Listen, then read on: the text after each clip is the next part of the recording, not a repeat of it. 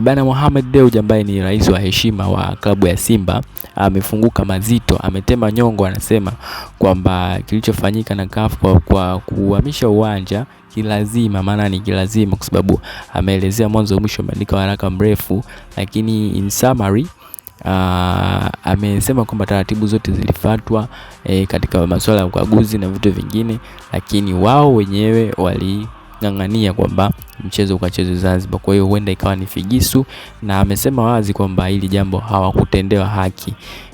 Klabu ya Simba hawakutendewa haki kwenye jambo hili katika mchezo huu wa marejeano wa Simba dhidi ya RS Berkane ambayo inatoka kule nchini Morocco. Kwa hiyo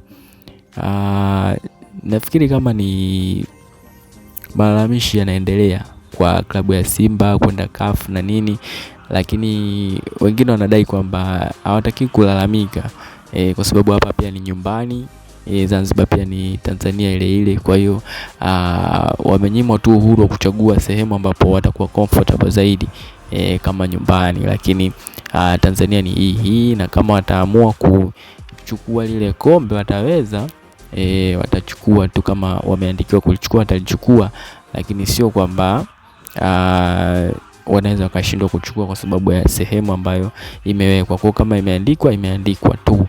Na juzi nilikwambia kwamba tiketi zimeendelea kuuzwa ili kuona namna gani ambavyo watu wanaenda sababu tiketi za kwa sio nyingi sana kama vile ambavyo ingekuwa labda uwanja wa Benjamin.